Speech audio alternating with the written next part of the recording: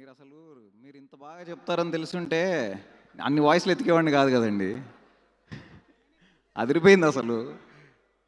Yeah so అందరికీ నమస్కారం అండి. థ్యాంక్ యూ సో మచ్ ఇక్కడికి వచ్చినందుకు. సుష్మిత గారికి, బుచ్చిబాబు గారికి థ్యాంక్ యూ సో మచ్ అండి. అండ్ యా సో ఎక్కడి నుంచి స్టార్ట్ చేయాలో తెలియట్లేదు కానీ నేను చావకబుర్ చల్లగా అయిపోయిన తర్వాత ఒక 3 years తర్వాత నాకు ఒకరోజు షైన్ స్క్రీన్స్ నుంచి కనిష్క గారు కాల్ చేశారు. చేసి కౌశిక్ నాకు ఎప్పటి నుంచో ఇట్లా ఉంది అంటే నీతో వర్క్ చేయాలని ఇంట్రెస్ట్ ఉంది, సో ఒకసారి రేపు సాహు గారికి కథ చెప్తావా అని అడిగారు. సాహు గారికి కథ చెప్తా అంటే ఎందుకు చెప్పను, ఆబ్వియస్లీ చెప్తాను, అంత పెద్ద ప్రొడక్షన్ హౌస్ నుంచి కథ చెప్తావా అని పిలుపు వస్తే ఖచ్చితంగా చెప్తామని వెళ్ళి నరేట్ చేశాను. విన్న వెంటనే సాహు గారికి చాలా నచ్చింది, కనిష్క గారికి నచ్చింది, సో వాళ్ళిద్దరూ హ్యాపీ. కొన్ని రోజులకి అర్చన గారికి నరేట్ చేశాను. అర్చన మ్యామ్ కూడా విని చాలా ఎక్సైట్ అయ్యారు. So I felt very happy. అంటే మెయిన్ ఏంటంటే జనరల్గా ఇంట్లో ఎంత సాహు గారికి నచ్చినా అర్చన గారికి నచ్చితే దాని సపోర్ట్ వేరేలా ఉంటుంది కదా. సో అలా అందరికీ నచ్చిన తర్వాత ఈ ప్రాజెక్ట్ టేక్ ఆఫ్ అయింది. అండ్ ప్యారల్గా కొన్ని రోజుల తర్వాత నాకు బెల్లంకొండ శ్రీనివాస్ గారు కథ వినడం జరిగింది. ఆయన కూడా ఇమీడియట్లీ నచ్చిందని చెప్పారు. యాక్చువల్లీ నాకు ఆయనతో ఒక చిన్న ఇన్సిడెంట్ ఉంది, అది షేర్ చేసుకోవాలనుకుంటున్నా. ఏంటంటే టైసన్ నాయుడు షూటింగ్ అప్పుడు నేను ఫస్ట్ టైం ఆయన కలిసాను. దాని తర్వాత కొంచెం ఇంటరాక్షన్ చేసాం, కొన్ని రోజులు మాట్లాడుకున్నాం. దాని తర్వాత ఒకరోజు నేను జూబ్లీహిల్స్ దగ్గర కారులో వెళ్తుంటే ఎదురుకుండా నుంచి ఒక రేంజ్ రోవర్ వచ్చి ఆగింది. నేను హార్న్ కొడుతున్నా, అవతల పక్క ఆ కారు నుంచి ఒక మనిషి హార్న్ కొడుతున్నారు. జరగట్లేదు, నాకు పక్కకి వెళ్ళడానికి ప్లేస్ లేదు, అతనికి పక్కకి వెళ్ళడానికి ప్లేస్ లేదు. సో ఎంతసేపటికి నేను జరగట్లేదు, తను జరగట్లేదు. తర్వాత ఆ రేంజ్ రోవర్ కారే అలా పక్కకి వెళ్ళి అందులోంచి విండో డౌన్ చేస్తే భయ్యా ఏంటి బ్రదర్ ఎక్కడికి అన్నాడు. ఏంటి బ్రదర్ ఎక్కడికి అన్నాడు. చూసి నేను షాక్, అమ్మని చిచి నేనేమో ఎదురుకుండా ఈయన వచ్చాడు, నేనేమో మరి అలా జరగకుండా ఉన్నాను అనుకున్నా. Then I messaged him, after which మేము కలిసాము, అలా కథ చెప్పడం జరిగింది, తనకి చాలా నచ్చింది, ఇమీడియట్లీ సినిమా చేస్తానన్నారు.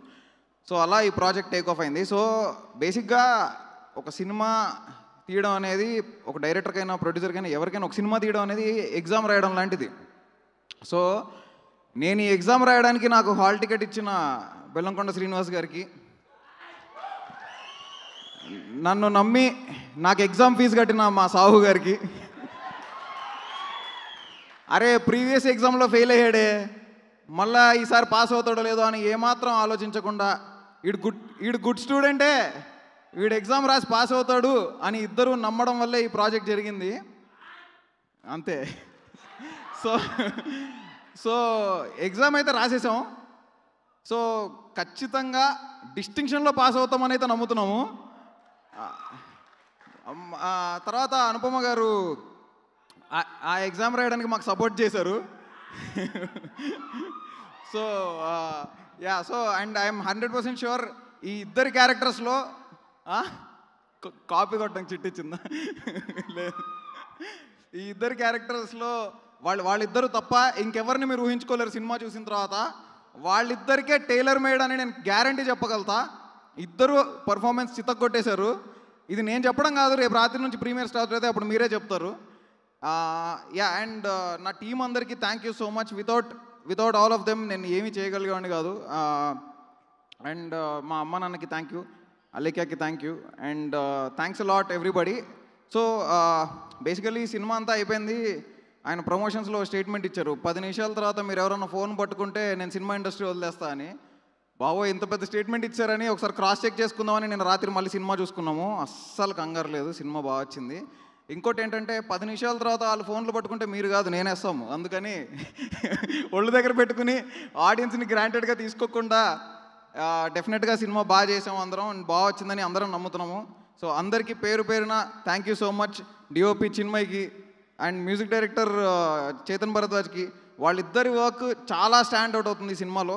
ప్రొడక్షన్ డిజైనర్ మనీషాకి, నిరంజన్ గారికి, ఎడిటర్ నిరంజన్ గారికి, అండ్ కుషన్ విఎఫ్ఎక్స్ చాలా బాగా చేశాడు. సో కో రైటర్ దర్హాస్ and additional screenplay Balaganesh, art director Shivakamesh గారు, మా లిరిక్ రైటర్స్ విశ్వనాథ్ గారు అండ్ పూర్ణచారి గారు, లక్ష్మణ్ గారు మా కో డైరెక్టర్, అండ్ మా direction department. Sir with all your permission I want my direction department to please come on to the stage once please. ఎందుకంటే వాళ్ళు cinema start అయినప్పటి నుంచి సినిమా అయిపోయేదాకా ఫస్ట్ వాళ్ళే అందరికంటే ఎక్కువ కష్టపడేది. కాకపోతే వాళ్ళు బయటికి కనిపించరు, తొందరగా స్టేజ్ మీదకి రావాలి అందరూ. Direction department please come on to the stage. ఏంటి వీళ్ళిద్దరు తప్ప ఇంకెవరు లేరా? అవుట్పుట్లు వెళ్ళిపోయినాయి కదా ఆల్రెడీ. ఓకే యా, సో మిగతా వాళ్ళు ఆల్రెడీ సినిమా పనిలోనే ఉన్నారు. Thank you so much and yes, round of applause to all of them.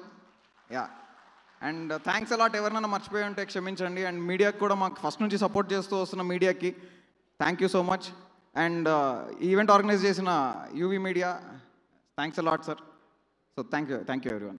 Yeah, Kaushik Ray చెప్పండి. ఇంకేమైనా చెప్పాలా? చెప్పండి. లేదు చెప్పండి. కాదు, ఇంతమందిని మిగతా భయపెట్టడానికి సినిమానే చెప్తుంది రేపు. అవును, ఇంతమందిని మీరు భయపెట్టడానికి రెడీగా ఉన్నారు. మిమ్మల్ని భయపెట్టే విషయం ఏంటి? అంతే అంతే అంతే. నిజాలు అలా చెప్పకూడదు. ఇందాక మీరు మాట్లాడారు కదా, జెన్యున్గా భయం వేసింది. ఇంతమంది ఉంటే కూడా జెన్యున్గా భయం వేసింది. ఓకే. మాకు ఇంకో విషయం తెలిసింది, మీకు అలేఖ్య అన్న పేరంటే కొంచెం చిన్న షివర్ వస్తూ ఉంటుందని. అట్లేం లేదండి, ఇక్కడే ఉన్నట్టున్నారు కదా మీ ఆవిడ. భయపడాల్సిన అవసరం లేకుండానే చూసుకుంటుంది. సో అలాంటిది ఏం లేదు. Okay, thank you. అండ్ అలాగే ఒక సాంగ్ ఇప్పటి వరకు రిలీజ్ అవ్వలేదు.